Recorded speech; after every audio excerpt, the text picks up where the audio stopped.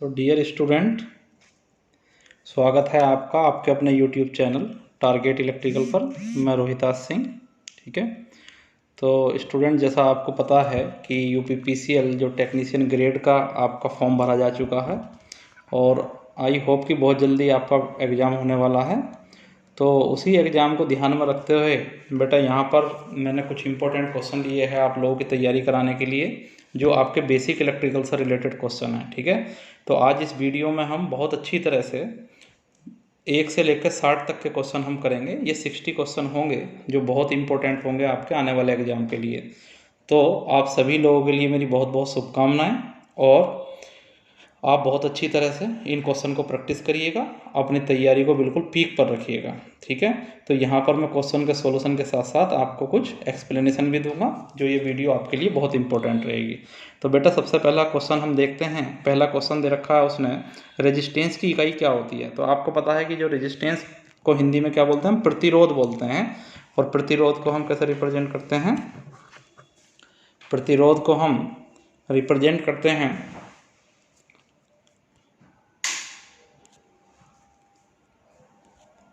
ये सिंबल होता है आपका रेजिस्टेंस का, जिसको हम बोलते हैं बेटा प्रतिरोध। ठीक है, और प्रतिरोध की यूनिट क्या होती है आपकी बेटा, इकाई होती है, जो होती है वो ओम होती है।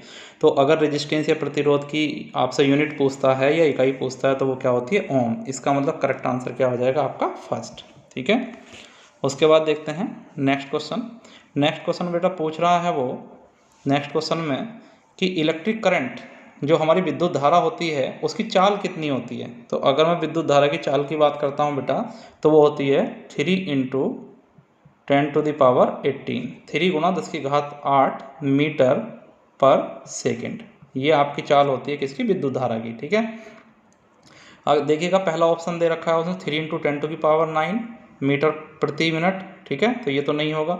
दूसरा दे रखा है 3 × 10⁸ मीटर प्रति सेकंड। ठीक है, तो बेटा ये जो होती है 3 × 10⁸ जो चाल आपकी होती है, ये बेटा होती है प्रकाश की चाल होती है, ये होती है प्रकाश की चाल। ठीक है, तो जो आपका करेक्ट आंसर होगा वो होगा ऑप्शन सी। ठीक है, नेक्स्ट क्वेश्चन देखते हैं, क्वेश्चन नंबर 3। ध्यान से देखते चले जाइएगा बस इन क्वेश्चन को। ठीक है, मैं पूरा एक्सप्लेन करने की कोशिश करूंगा। देखिएगा, पदार्थों का वह गुण जो इलेक्ट्रिक करंट प्रवाह में सुगमता प्रदान करता है। ठीक है ना, जो सुगम बनाता है, जो इलेक्ट्रिक करंट को सुगम बनाता है, तो उसको क्या बोलते हैं बेटा, चालकता बोलते हैं, कंडक्टिविटी बोलते हैं। ठीक है, और जो क्या करता है, जो बेटा अपोज करता है, जो विरोध करता है इलेक्ट्रिक करंट का, उसको क्या बोलते हैं, प्रतिरोधकता बोलते हैं। तो ध्यान रखिएगा, दो चीज होती है, एक चालकता होती है और एक प्रतिरोधकता होती है। तो इसका जो आंसर हो जाएगा, ध्यान से देखिएगा, प्रवाह में सुगमता, सुगमता की बात कर रहा है तो आंसर क्या होगा बेटा आपका, चालकता हो जाएगा। अगर वो विरोध की बात करता तो आंसर क्या हो जाता, प्रतिरोधकता हो जाता। ठीक है, नेक्स्ट क्वेश्चन की तरफ चलते हैं, क्वेश्चन नंबर 4। किसी तार की प्रतिरोधकता निर्भर करती है। देखिएगा, किसी तार की जो प्रतिरोधकता होती है बेटा, वो किस पर डिपेंड करती है। तो आपको पता है कि जो रेजिस्टेंस होता है हमारा, प्रतिरोध होता है, R = होता है ρL/A, ये होता है। तो अगर मैं रो की बात करूं तो रो = क्या होता है, रो = हो जाएगा बेटा RA/L। तो आप देख सकते हो, आप तो कहोगे कि सर फॉर्मूले से तो आपका रेजिस्टेंस पर भी डिपेंड करती है और तार के जो हमारा अनुप्रस्थ काट का क्षेत्रफल है उस पर भी डिपेंड करती है और लंबाई पर भी।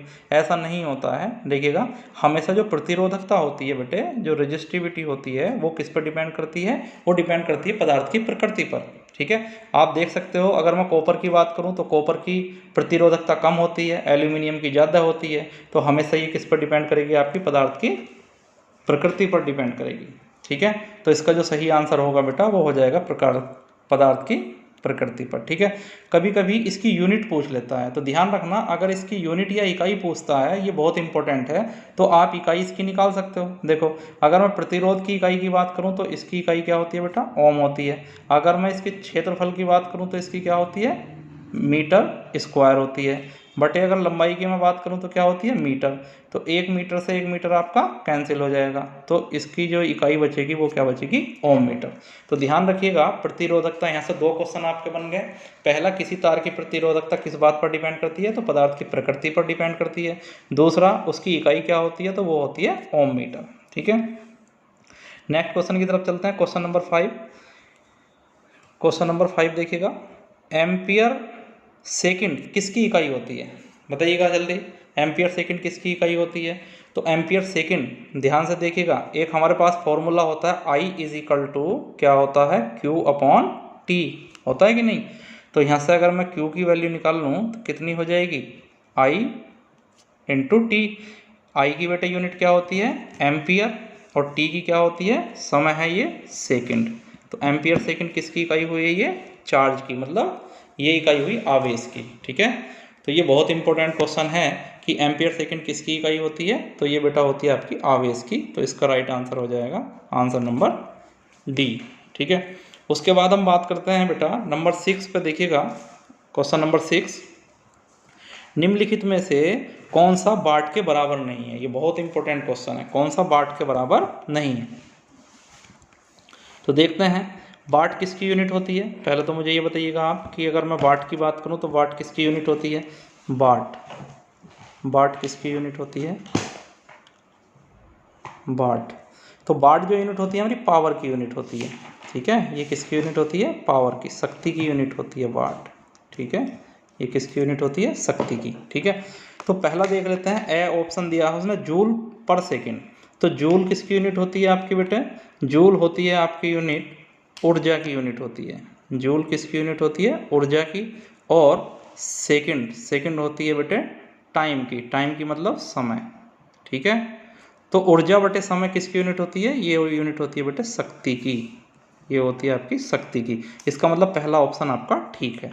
उसके बाद चेक करते हैं दूसरा, ampere per volt.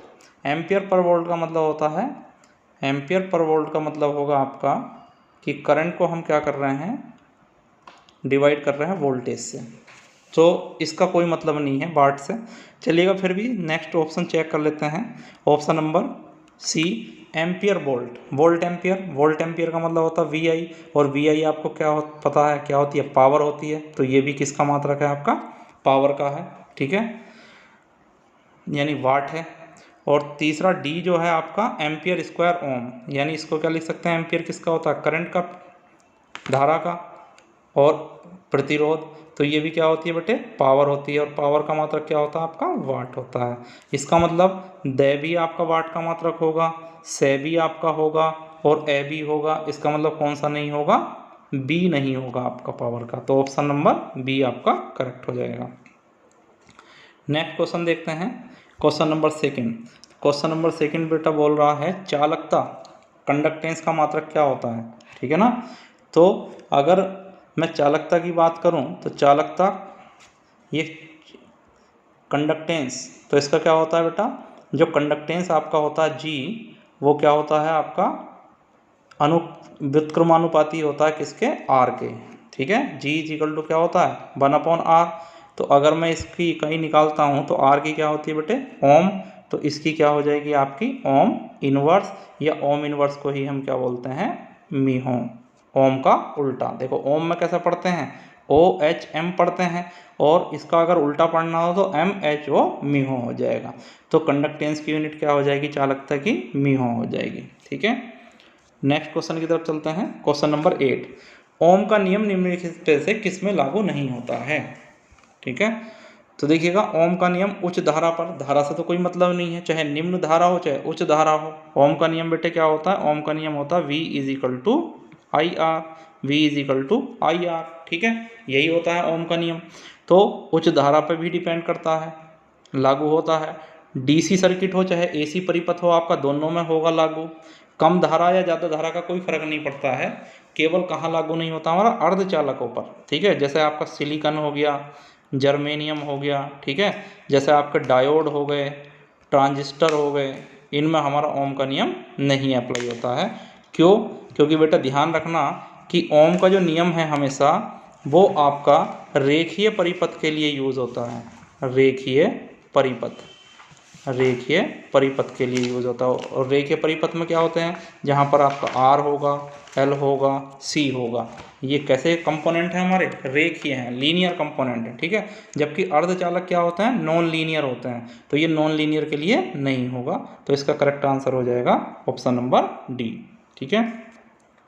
Next question की तरफ चलते हैं, क्वेश्चन नंबर 9, ध्यान से देखिएगा, किसी 100 वोल्ट वाले लैंप का प्रतिरोध क्या होगा। ठीक है, तो बेटा ध्यान रखना, पावर का क्या फॉर्मूला होता है, P बराबर क्या होता है, P बराबर होता है V स्क्वायर बटे R, ये होता है। तो यहाँ से मुझे अगर R निकालना है तो R की वैल्यू कितनी होगी, R इज इक्वल टू हो जाएगा V स्क्वायर बटे P। ठीक है, V स्क्वायर बटे P, और यहाँ पर बेटा V कितना दिया है आपको, 100। ठीक है, तो 100 गुणा 100 कर देंगे, सॉरी इसको कर देंगे हम 100 गुणा 100 बटे पावर कितनी है, पावर हमारे पास 100, 100 से 100 कट जाएगा, तो आपका आंसर आ जाएगा 100 ओम। ठीक है, तो चेक करो, पहला ऑप्शन ही आपका सही है, 100 ओम। ठीक है, उसके बाद नेक्स्ट क्वेश्चन की तरफ चलते हैं, क्वेश्चन नंबर 10। ठीक है, देखिएगा क्वेश्चन नंबर 10 क्या कह रहा है, विशिष्ट चालकता का मात्रक क्या होता है। ठीक है, विशिष्ट चालकता का मात्रक क्या होता है। तो देखिएगा मैं आपको बता दूं, यहाँ बहुत इंपॉर्टेंट है, एक तो होती है बेटे आपकी चालकता। ठीक है, चालकता को किससे लिखते हैं, एक होती है आपकी चालकता, ठीक है, और एक बेटे होती है आपकी प्रतिरोधकता, प्रतिरोधकता, दोनों चीज को ध्यान रखना। ठीक है, चालकता को हम सिग्मा से डिनोट करते हैं, प्रतिरोधकता को हम रो से डिनोट करते हैं। ठीक है, रो से डिनोट करते हैं। तो हमारे पास जो चालकता होती है, चालकता हमारे पास होती है व्युत्क्रमानुपाती, किसके, रो के, प्रतिरोधकता के। तो प्रतिरोधकता की बेटा अभी हमने इकाई निकाल ली थी पिछले क्वेश्चन में, तो क्या थी हमारे पास, ओम मीटर, क्या थी, ओम मीटर। तो इसकी इकाई क्या होगी आपकी, ओम तो हो जाएगा बेटे मीहो, ओम को क्या लिख सकते हैं हम, मीहो, और मीटर ऐसे ही रहेगा पर मीटर। तो चालकता की, विशिष्ट चालकता की इकाई क्या हो जाएगी, मीहो पर मीटर। तो ऑप्शन नंबर डी। चलिएगा नेक्स्ट क्वेश्चन देखते हैं, क्वेश्चन नंबर 11, विशिष्ट प्रतिरोध को मापा जाता है। देखिएगा अभी बताया था मैंने आपको, तो विशिष्ट प्रतिरोध की यूनिट आपको मैंने बताई थी, यानी प्रतिरोधकता, विशिष्ट प्रतिरोध को क्या बोलते हैं, प्रतिरोधकता, रो, इसकी यूनिट क्या बताई थी बेटे मैंने, ओम मीटर बताई थी। लेकिन मीटर की जगह हम क्या ले सकते हैं, सेंटीमीटर भी ले सकते हैं। तो ऑप्शन नंबर बी क्या हो जाएगा इसका करेक्ट आंसर। उसके बाद देखते हैं क्वेश्चन नंबर 12, निम्नलिखित में से किसका ऋणात्मक ताप गुणांक होता है, मतलब टेम्परेचर कोफिशिएंट किसका नेगेटिव होता है। अब टेम्परेचर कोफिशिएंट का क्या मतलब है, ध्यान से देखिएगा। अगर मैं टेम्परेचर कोफिशिएंट की बात करूं, मान लिया कोई हमारे पास ये पदार्थ है, कोई एक पदार्थ है, यहाँ पर हम बेटे ले लेते हैं टेम्परेचर, ताप, और यहाँ ले लेते हैं रेजिस्टेंस। अगर ताप के बढ़ने से आपका रेजिस्टेंस बढ़ता है, ठीक है, अगर ताप के बढ़ने से आपका रेजिस्टेंस बढ़ता है, तो इसको बेटा हम क्या बोलते हैं, पॉजिटिव टेम्परेचर कोफिशिएंट, मतलब धनात्मक ताप गुणांक। ठीक है, और अगर ताप के बढ़ने से आपका रेजिस्टेंस क्या होता है बेटा, घटता है, तो इसको हम बोलते हैं ऋणात्मक ताप गुणांक। ठीक है, तो मैं बता दूं कि हमेशा जितने भी आपके कंडक्टर होते हैं, मेटल्स होती हैं, ठीक है ना, कंडक्टर मतलब जैसे तार है, एल्यूमिनियम है, कॉपर है, ये सारे के सारे, इनका जो आपका ताप गुणांक होगा वो कैसा होगा, पॉजिटिव होगा। जबकि जितने भी आपके सेमीकंडक्टर हैं, ठीक है, सेमीकंडक्टर का ताप गुणांक क्या होगा, निगेटिव होगा, या आपके इलेक्ट्रोलाइट हैं उनका भी ताप गुणांक क्या होगा, निगेटिव होगा। अब देखिएगा यहाँ पर ब्रास है, मरकरी है, सिल्वर है, ठीक है, तो इलेक्ट्रोलाइट का जो हमारा ताप गुणांक होगा वो कैसा होगा, निगेटिव होगा। तो इसका करेक्ट आंसर हो जाएगा ए। नेक्स्ट क्वेश्चन देखते हैं, क्वेश्चन नंबर 13 बहुत इंपॉर्टेंट है।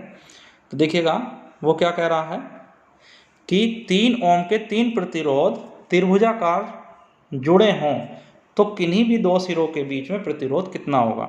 मतलब बेटा हमारे पास ये 3 रेजिस्टेंस हैं, एक रेजिस्टेंस ये है, एक रेजिस्टेंस ये है, ठीक है, और एक रेजिस्टेंस ये है, ठीक है, ये 3 ओम का है, ये भी 3 ओम का है, और ये भी 3 ओम का, ठीक है। वो कह रहा है किन्हीं भी 2 सिरों के बीच, मान लिया ये ए मान लिया मैंने, इसको मैंने बी मान लिया, और इसको मैंने सी मान लिया, तो किन्हीं 2 सिरों के बीच मान लिया ए के और बी के बीच हम देखना चाहते हैं कि कितना प्रतिरोध है, ठीक है। तो कितना होगा, यहाँ पर हमें प्रतिरोध निकालना आर इक्वलेंट। तो R इक्वलेंट बेटा कितना होगा, देखिएगा ध्यान से। एक रूल मैं आपको बताता हूँ, जिन दो सिरों के बीच आप रेजिस्टेंस निकाल रहे हो, प्रतिरोध निकाल रहे हो, आप एक सिरे से चलिएगा और दूसरे सिरे पर घूम कर आइएगा। जहाँ जहाँ करंट आपकी डिवाइड होगी यानी बटेगी, वो रेजिस्टेंस क्या होंगे, आपके पैरेलल में होंगे, और जहाँ सेम करंट रहेगी वो किस में होंगे, सीरीज में होंगे। तो मान लिया मैं करंट यहाँ से लेता हूँ, तो इस पॉइंट पर बेटा आप जाकर देख सकते हो कि एक करंट तो हमारी ये आई घूम के, ठीक है, और एक करंट डायरेक्ट हमारी ये आई। इसका मतलब ये 3 और ये 3 दोनों किस में होंगे बेटा, सीरीज में होंगे, जबकि ये वाला 3 इन दोनों सीरीज के पैरेलल में होगा। तो R इक्वलेंट कितना हो जाएगा, एक तो 3 प्लस 3 पैरेलल 3, ठीक है, ये तो ये कितना हो गया बेटे, इसका मतलब ये हो गया 6, और 6 के पैरेलल में क्या है आपका 3, तो इसे लिख सकते हैं 6 गुणा 3 बटे 6 जमा 3, तो कितना हो जाएगा ये 18 बटे 9 बराबर 2 ओम। तो कितना प्रतिरोध आएगा आपका, 2 ओम आ जाएगा। तो इसका करेक्ट आंसर बेटा क्या होगा आपका, option number D. Correct answer is option number D, ठीक है। नेक्स्ट क्वेश्चन चलते हैं। 1 किलोवाट विद्युत ऊर्जा बराबर होती है, 1 किलोवाट जो विद्युत ऊर्जा होती है वो किसके बराबर होती है, तो ध्यान रखना ये बेटा होता है 36 गुणा 10⁵ जूल के बराबर, ठीक है, ऑप्शन नंबर सी। तो ये तो याद करने वाले क्वेश्चन है, आप याद कर सकते हो कि 1 किलोवाट जो विद्युत ऊर्जा है वो किसके बराबर होगी, तो वो होगी बेटे 36 गुणा 10⁵ जूल के बराबर। नेक्स्ट क्वेश्चन देखते हैं। केवल एक को छोड़कर सभी का ऋणात्मक ताप गुणांक है, वह पदार्थ क्या है, ठीक है। तो अभी हमने बात की थी, अगर हम बात करते हैं इलेक्ट्रोलाइट की, रबड़ की और कागज की, ठीक है, इन तीनों का जो ताप गुणांक होता है वो निगेटिव होता है। और सोना कैसा होता है आपका, कंडक्टिंग मटेरियल होता है, कंडक्टर होता है, ठीक है, तो इसका ताप गुणांक कैसा होगा, पॉजिटिव। तो इसका आंसर बेटा आ जाएगा सोना, आंसर नंबर बी। उसके बाद देखते हैं क्वेश्चन नंबर 16। फ्यूज को परिपथ में जोड़ा जाता है, यानी अगर आपके पास बेटा कोई परिपथ है तो फ्यूज को किस में जोड़ते हैं, जो फ्यूज होता है हमारा वो किस में जोड़ते हैं। तो हमेशा देखिएगा बेटे, मान लिया ये आपके पास कोई मोटर है, ये मान लिया आपके पास मोटर है, ठीक है, ये आपके पास 3 तार हैं मोटर के लिए, या 2 तार मान लेते हैं, सपोज ये डीसी मोटर है आपकी, प्लस माइनस। तो हमेशा जो फ्यूज लगाते हैं बेटा वो सीरीज में लगाते हैं। यहाँ पर एक वायर में क्या करेंगे, हम एक फ्यूज लगा देंगे, ये फ्यूज लगा देंगे, ठीक है, ये आपका होता है फ्यूज, ठीक। फ्यूज क्यों लगाते हैं हम, ताकि ओवरलोडिंग के केस में जब मोटर पर लोड ज़्यादा पड़ता है तो ये मोटर ज़्यादा करंट लेती है, जिससे मोटर आपकी फूंक सकती है, डैमेज हो सकती है, बर्न हो सकती है। तो उस कंडीशन में ये फ्यूज आपका बर्न हो जाएगा और सप्लाई आपकी डिस्कनेक्ट हो जाएगी, ठीक है। तो हमेशा फ्यूज किस में लगाते हैं हम, सीरीज में लगाते हैं। तो ऑप्शन नंबर ए हो जाएगा इसका। चलिएगा, फ्यूज वायर की क्षमता दर्शाई जाती है। फ्यूज वायर की जो क्षमता होती है बेटे किस में लेते हैं, हमेशा एम्पियर में लेते हैं, ठीक है ना, कि कितनी करंट वो वहन कर सकता है, कितनी करंट कैरी कर सकता है। तो फ्यूज वायर की जो क्षमता होती है हमेशा किस में होती है, एम्पियर में होती है। नेक्स्ट क्वेश्चन देखते हैं 18। अच्छे चालक कंडक्टर में क्या होता है, देखिएगा जो अच्छा कंडक्टर होता है तो उसकी कंडक्टिविटी अच्छी होनी चाहिए, ठीक है ना, उसकी कंडक्टिविटी क्या होनी चाहिए, अच्छी होनी चाहिए, जिससे वो धारा को सुगमता से अपने अंदर फ्लो कर सकता हो, ठीक है। तो इसका जो राइट आंसर होगा वो होगा ऑप्शन नंबर बी। नेक्स्ट देखिएगा क्वेश्चन नंबर 19। सिल्वर पट्टी की सहन सीमा कितनी होती है, तो बेटा ये आपको याद करने वाला क्वेश्चन है, ध्यान रखिएगा। सिल्वर पट्टी की जो आपकी सहन सीमा होती है वो कितनी होती है, ±10% होती है। नेक्स्ट क्वेश्चन की तरफ चलते हैं, क्वेश्चन नंबर 20, लास्ट क्वेश्चन है, क्वेश्चन नंबर 20। निम्न में से ऋणात्मक आवेश किस पर होता है, तो ये तो बहुत ही इंपॉर्टेंट क्वेश्चन है। ऋणात्मक आवेश बेटा किस पर होता है, हमारे 3 तरह के कंपोनेंट होते हैं, ठीक है, एक आपका इलेक्ट्रॉन होता है, एक आपका प्रोटॉन होता है और एक आपका न्यूट्रॉन होता है, ठीक है ना। तो इलेक्ट्रॉन पर बेटा कैसा चार्ज होता है, निगेटिव, प्रोटॉन पर पॉजिटिव, और ये जो न्यूट्रॉन होता है इस पर कोई चार्ज आपका नहीं होता है, इलेक्ट्रिकली न्यूट्रल रहता है। तो ऋणात्मक आवेश किस पर रहेगा, आपका इलेक्ट्रॉन पर, ठीक है।